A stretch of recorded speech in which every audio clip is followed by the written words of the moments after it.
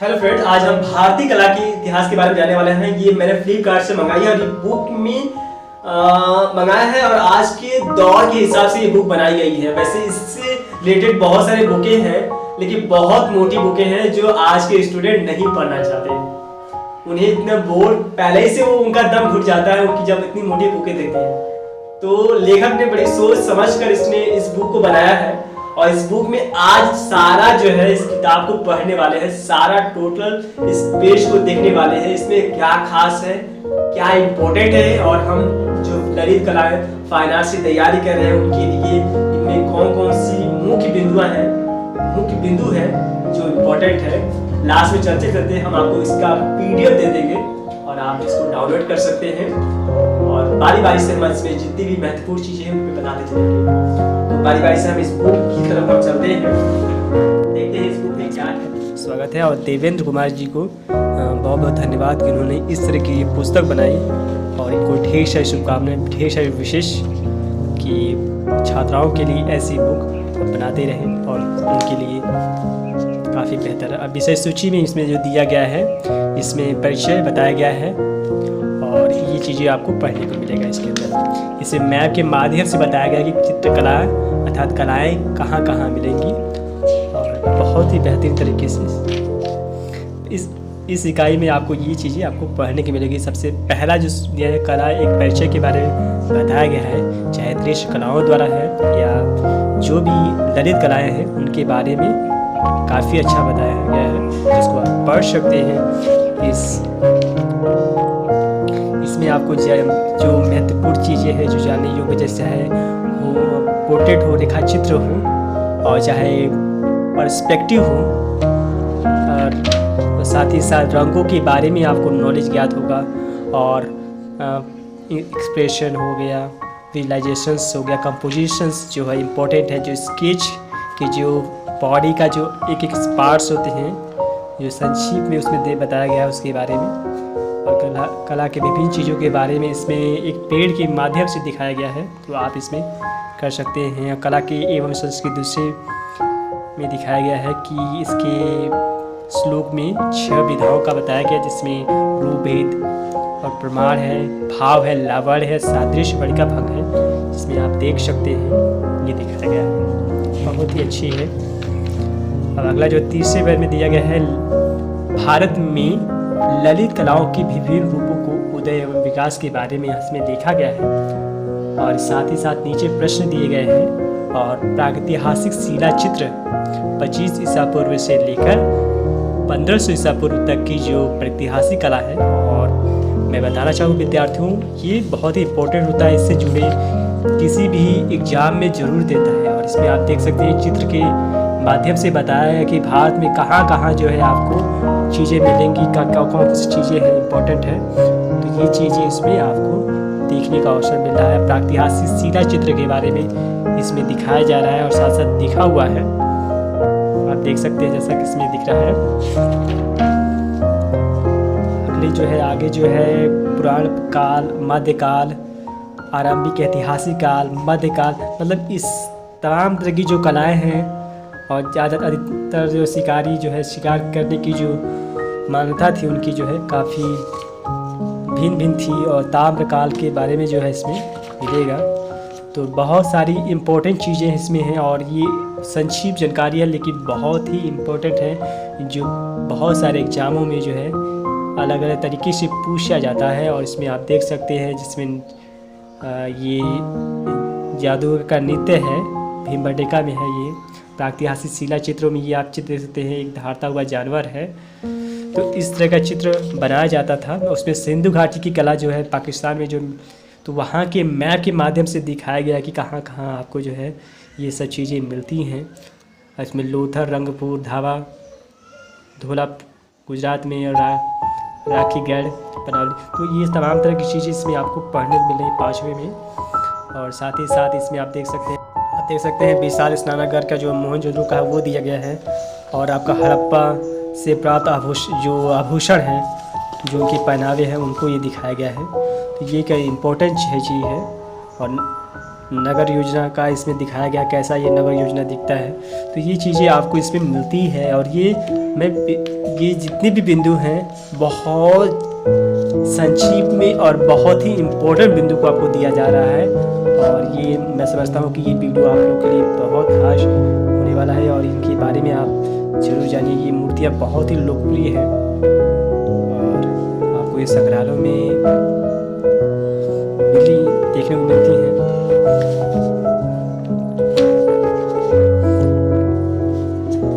ये देखेंगे मातृ देवी का एक चित्र है, मातृ देवी के मोहजरों से प्राप्त है। तो वहाँ की एक मूर्ति दिखाई जा रही है और कम मुकुट धारक मातृ देवी का ये मोहजरों से प्राप्त है। साथ ही साथ आप देख पा रहे होंगे कि मुख्य मोहर है और मोहर की छाप का जो ये नमूना दिखाया जा रहा है। तो ये चीज़ें हैं उस समय का, ये इस तरह का जो तरीके से जो है बनाए जाते थे मोहर एक। साथ ही साथ आप देख सकते हैं चित्रित मृत भांड मोहजरों से प्राप्त है। तो इस तरह की चीज़ें हैं जो आपको पढ़ने को मिलता है इसमें।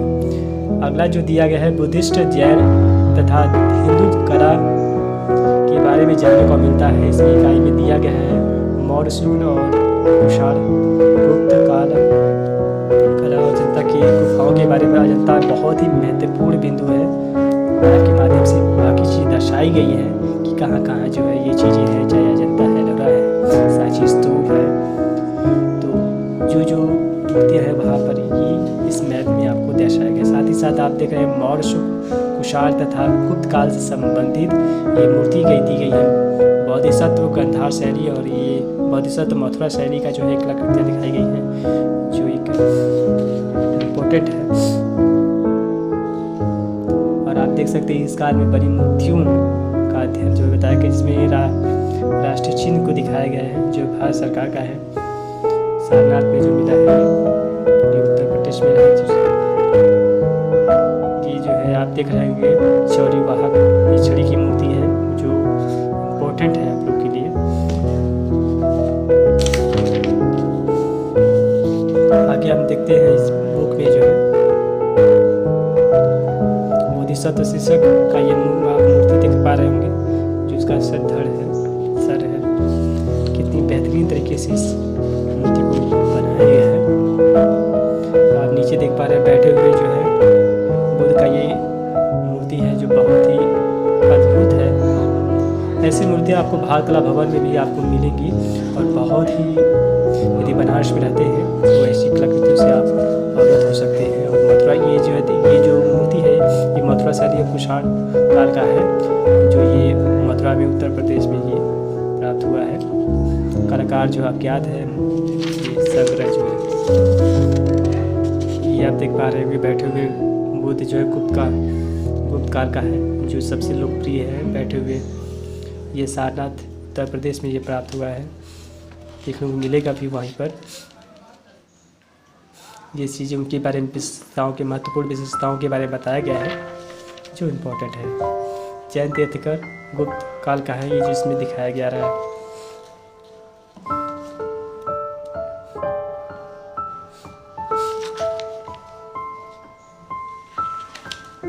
जैन तीर्थकर गुप्त काल का मथुरा शैली का है जो बलुआ पत्थर से बना हुआ है। अजंता गुफा के बारे में हर बार सवाल पूछा जाता है, आप ये ध्यान दीजिएगा। इनसे जुड़ा कोई ना कोई किसी न एग्जाम में ज़रूर पूछता है क्योंकि ये एक ऐसा गुफा है जिसमें जो है इनकी कुल 29 गुफाएं हैं और हर कलाओं में बहुत अद्भुत तरीके से कलाकृति को दिखाया गया, चाहे गुफा नंबर 8, 9, 10, 12, 13 हो। तो इस तरह की गुफाएं हैं जो इसमें आपको पढ़ने को मिलेगा। तो ये गुफा नंबर 19 का ये जो आपको देख पा रहे हैं।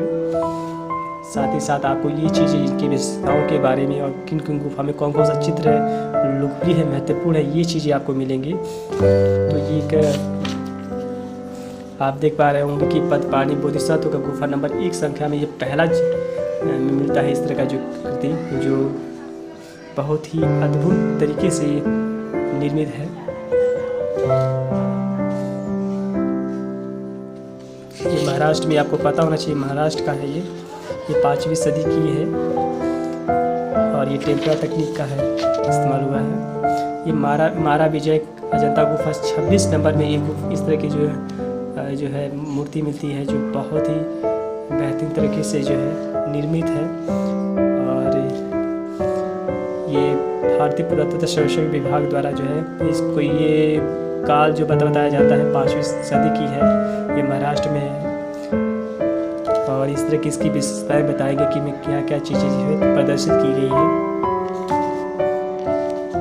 आगे जो हम देख पा रहे हैं, मंदिरों में मूर्ति शिल्प और कांस्य मूर्ति तथा इंडो स्थापत्य के कलात्मक पहलुओं के बारे में जानने को मिलेगा। ये बहुत ही महत्वपूर्ण ताजमहल का एक कृति दिख रही है, इसमें ये चीज़ें आपको पढ़ने को मिलेगी, भारतीय मंदिर शिल्प और ये भारतीय कांस्य मूर्तियाँ और बाकी चीज़ें इसमें आपको मिलेंगी। इसमें मैप के माध्यम से दिखाया गया है कि कौन कौन सा जो है चीज़ें जो है बहुत ही लोकप्रिय है, चाहे आगरा की बात की जाए, चाहे मध्य प्रदेश गुजरात की बात की, महाराष्ट्र की बात की जाए, चाहे आपकी पाकिस्तान की बात की जाए, तो जहाँ की जो धरोहर, जो महत्वपूर्ण धरोहर है, जो महत्वपूर्ण चीज़ें हैं उनके बारे में मैप के माध्यम से दिखाया गया है। तो ये कई महत्वपूर्ण चीज़ें हैं जो आप देख सकते हैं। इसमें देख सकते हैं भारतीय मंदिर शिल्प कला की कलात्मक पहलू के बारे में दिखाया गया है, जिसमें दिखाया गया कि कौन कौन से स्थान पर किस किस तरह की चीज़ें दिखाई जा रही हैं। तो इस मूर्ति में दिखाया गया है कनरिया महादेव का ये मंदिर है, जो इससे जुड़ा प्रश्न आता है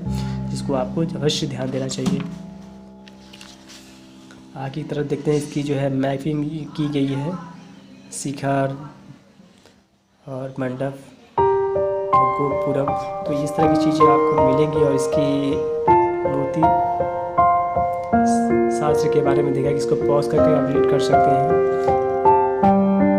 तो ये चीज़ें जो है बहुत ही बेहतरीन है। मंदिर की मूर्ति कला के बारे में, मतलब भारत में जो मूर्ति कला है ना बहुत ही लोकप्रिय है और कितनी बेहतरीन चीज़ें हैं इसकी जो है ये देख पा रहे हो। रावण कैलाश पर्वत हिलाते हुए जो है दिखाया जा रहा है, तो ये क्या महत्वपूर्ण मूर्ति है, आपको देख पा रहे होंगे। इसके विवरण के बारे में बताया जा रहा है, अर्थात इसमें त्रिमूर्ति का ये लोकप्रिय मूर्ति है जो है एलिफेंटा से जो है महाराष्ट्र में है, ठीक है। कलाकार अज्ञात है और इसको जो रखा गया है वो भारतीय पुरातत्व सर्वेक्षण विभाग में रखा गया है।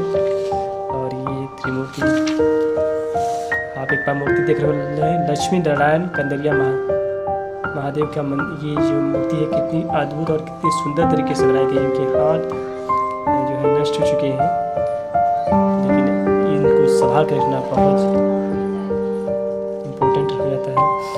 और लक्ष्मी नारायण जी के कंदरिया महादेव मंदिर है और ये खजुराहो से मध्य प्रदेश से प्राप्त होता है।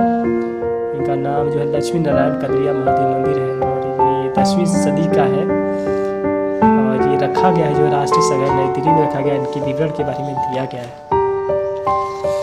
तो ये आप देख पा रहे होंगे कि झांझर वादक सूर्य मंदिर का ये देख पा रहे हैं, तो जो इम्पोर्टेंट है ये और बड़ा ही विचित्र सा ही है, क्योंकि लगता है कि बहुत सारा काफ़ी सालों होने की वजह से इसका बहुत सारे रंगों में जो है कुछ भिन्नता पाई गई है। और इसका नाम झांझर वादक है, जिसमें सूर्य मंदिर ये कोणार्क में है, उड़ीसा में पड़ता है ये। और बहुत ये 13वीं सदी का है। इसको रखा गया है भारतीय पुरातत्व सर्वेक्षण विभाग में रखा गया है, तो इनके बारे में विवरण किया गया है, बताया गया है। तो मूर्ति देख पा रहे होंगे माँ और बच्चा विमल शाह मंदिर में ये इस तरह की जो है मूर्ति मिलती है जो संगमरमर की है और काफ़ी बेहतरीन है। और दिलवाड़ा माउंट आबू राजस्थान में ये मिलता है, सफ़ेद संगमरमर से बना, जैसे कि मैंने बताया आपको ये 13वीं शताब्दी में बनाई गई है। और ये भी जो है भारतीय पुरातत्व मिलता है, भारतीय पुरातत्व सर्वेक्षण विभाग में प्राप्त होता है। भारतीय कांस्य मूर्तियों के बारे में दिखाया जा रहा है, जिसमें नृत्य की मोहनजोदड़ो का है और साड़ मोहनजोदड़ो का दिखाया जा रहा है। बड़ा ही विचित्र सा ये है, आप ये देख पा रहे हैं। दायमाबाद महाराष्ट्र में ये प्राप्त हुआ है 1500 ईसा पूर्व की ये मूर्ति है, जो बड़ा ही विचित्र सा है और इसके बारे में परिचय दिया गया है। और आप देख पा रहे होंगे कि ये मूर्तियाँ दिखाई गई हैं, जैसे बोधिसत्व और कालिया, गणेश और जैन तीर्थंकर के बारे में ये दिखाया जा रहा है। तो ये एक महत्वपूर्ण बिंदु है। और आप नीचे देख पा रहे होंगे कि गणेश की मूर्ति है, बुद्ध की मूर्ति है और शिव परिवार गया बिहार का और 10वीं सदी का है ये। तो इस तरह की चीज़ें आपको इसमें देखने को मिलेंगी और इम्पोर्टेंट चीज़ें हैं जिन पे हमें नज़र ज़रूर रखना चाहिए। हम ध्यान नहीं देते, लेकिन इन पे जब ध्यान देंगे तो ये जितनी ज़्यादा जिज्ञासा हमारे मन में नहीं रहेंगी और जब तक चीज़ें नहीं जानेंगे तब तक हम अपनी कलाओं के बारे में ज्ञात नहीं कर पाएंगे। तो ये आप देख पा रहे हो कि इसमें नटराज की मूर्ति है जो बहुत ही लोकप्रिय है, ये चोल शासक के काल का है और ये तमिलनाडु से प्राप्त है और ये कलाकार अज्ञात है। ये राष्ट्रीय संग्रहालय नई दिल्ली में रखी गई है, वही 12वीं सदी का है। इनके बारे में विवरण दिया गया है और ये मूर्ति देख पा रहे होंगे देवी उमा उग्र भाग दिखाया गया है और ये पृष्ठ भाग दिखाया गया है। तो ये सारी है जिसके बारे में बताया जा रहा है कि देवी उमा चोल शासक का है। ये धंजापुर तमिलनाडु भारत का है ये और माध्यम जो है कांस्य मूर्ति है। ये ईसा 11वीं सदी का है ये और रखा गया है नई दिल्ली में राष्ट्रीय संग्रहालय में और इसका विवरण भी दिया गया है और इसके प्रश्न भी दिए गए हैं जिसमें आप देख सकते हैं। मतलब पढ़ने के दौरान आपको इसके बारे में प्रश्न जरूर पता होना चाहिए। उसके बाद इंडो इस्लामी स्थापत्य कला के कुछ महत्वपूर्ण पहलू के बारे में जो दिखाया जा रहा है, जो गुम्बद की आकृति है, मेहराब की आकृति है और मीनार की आकृति है, तो इसके बारे में जो है परिचय दिया गया है। साथ ही साथ अब कुतुब मीनार जो है सबसे लोकप्रिय जो है, जो दिल्ली का जो मरहौली स्थान का है, स्थापक जो थे जो कुतुबुद्दीन ऐबक थे और ये बलुआ पत्थर से निर्मित है। सफ़ेद संगमरमर से भी इसमें लगा हुआ है जो 12वीं सदी में बनाया गया था। ये जो और इसका स्मृति है प्रकार जो स्मृति के तौर पर बनाया गया है। ये नीचे आप देख पा रहे होंगे सुलेखन कार्य जो किया बड़ी अच्छी तरीके से किया गया है। इसकी बाहरी जो है पर जो सजावटी जो आकृति दी गई है बहुत ही बेहतरीन तरीके से दी गई है। ताजमहल तो आप लोग जरूर जानते होंगे क्योंकि ताजमहल के बारे में न जानना तो हमारा और ये जानना होगा कि ये 1631 से 1651 ईस्वी के बीच तक ये बना हुआ है। मुगल सम्राट शाहजहां ने इसको बनवाया था। वास्तुकार अज्ञात रखा गया है जो है और स्मृति के तौर बड़ा जो मुमताज़ की याद में बनाया गया है। ये ताजमहल बहुत ही लोकप्रिय है और विश्व के हर कोने से लोग इसको जानते हैं और देखने के लिए भी आते हैं। और ये मुख्य द्वार है, नक्काशी की गई है और मस्जिद का है ये। साथ ही साथ आप सुलेख दिखा गया है और साथ ही साथ में बहुत सारी कलाकृतियों से इसमें परिचय कराया गया है। तो बहुत ही इम्पोर्टेंट चीज़ें हैं और बहुत ही लंबा समय लगा इस चीज़ को बनाने में। आगे देख पा रहे होंगे गुम्बद जो बीजापुर कर्नाटक का है। ये बहुत ही महत्वपूर्ण बिंदु है जिसमें आपको ये सारी चीज़ें पढ़ने को मिल रही है। चाहे तो बीजापुर कर्नाटक का है और ईंटे और चूने पत्थर से इसको बनाया गया है। काल बताया जा रहा है कि 1600 लगभग 60 के करीब बनाया गया है और स्थापक जो है मोहम्मद आदिल शाह ने स्थापक वास्तुकार स्थान और संरक्षक जो बताया गया भारतीय पुरातत्व सर्वेक्षण विभाग द्वारा इसका जो संरक्षण किया गया है। ये रहा ये अंतिम चीज़ें जो आपको मैंने बता दी, इसमें मॉडल पेपर दिया गया है और ये रहा ये अंतिम चीज़ जो। दोस्तों इस भारतीय कला के इतिहास से आपने बहुत कुछ सीखा। इस किताब के जो लेखक है उनको बहुत बहुत धन्यवाद क्योंकि इतनी महत्वपूर्ण जानकारी और इतनी संक्षिप्त तरीके से जिस तरह से बुक बनाई है बहुत ही बेहतरीन है और ये आप लोग के लिए हेल्पफुल है। डिस्क्रिप्शन बॉक्स में इसका हम PDF दे देंगे, आप इसको डाउनलोड करके पढ़िएगा। इस समय की घड़ी में हमें इसको पढ़ना बहुत ज़रूरी है। इंपॉर्टेंट चीज़ों को पढ़ते रहिए, अपनी नॉलेज को बेहतर बनाइए। बहुत सारी जिज्ञासा यदि मन में है, यदि कोई सवाल है जो जटिल है, परेशानी है, तो हम डिस्क्रिप्शन बॉक्स में नंबर भी दे देंगे। हमसे बात करके आपने परेशानियों को हम सॉल्व करने का प्रयास करेंगे और किसी भी प्रकार से हम आपकी हेल्प कर रहे हैं। एक अध्यापक होने के नाते मेरा ये उद्देश्य है कि आप आगे बढ़ें और लोगों को जो है लाभ देने का प्रयास करें, चाहे अपने परिवार का है, चाहे बाहर के हों, चाहे जहाँ भी रह रहे हो, अपने माध्यम से किसी प्रकार की उनको जो है हेल्प दे सकते हैं, सहयोग दे सकते हैं तो दीजिए और आगे बढ़िए और दूसरों को भी आगे बढ़ाने का